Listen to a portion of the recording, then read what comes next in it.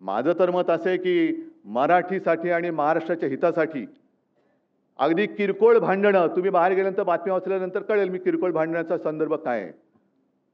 किरकोळ भांडणं बाजूला ठेवायला मी सुद्धा तयार आहे आणि मी सुद्धा सर्व मराठी माणसांना या हितासाठी, महाराष्ट्राच्या हितासाठी, मराठीसाठी एकत्र येण्याचं आवाहन करतोय.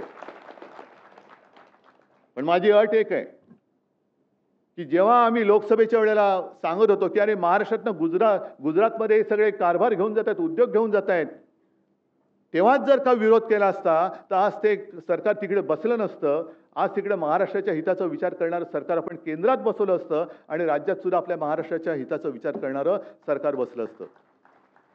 त्याच वेळेला हे काळे कामगार कायदे आपण फेकून दिले असते कचऱ्याच्या टोपलीमध्ये.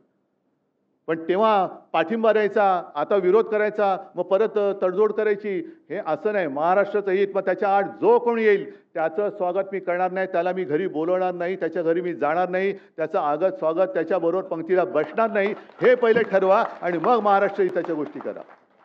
बाकी आमच्यातली भांडणं मी आज सांगतो, जी काय भांडणं माझ्याकडनं नव्हतीच कोणाशी, मिटून टाकली, चला. पण पहिले हे ठरवा, महाराष्ट्राचं हित.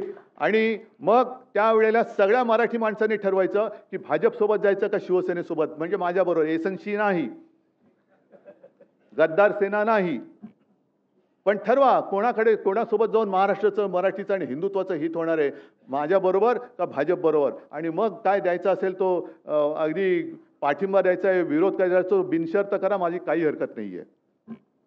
महाराष्ट्राचं हित ही एकच शर्त आहे माझी.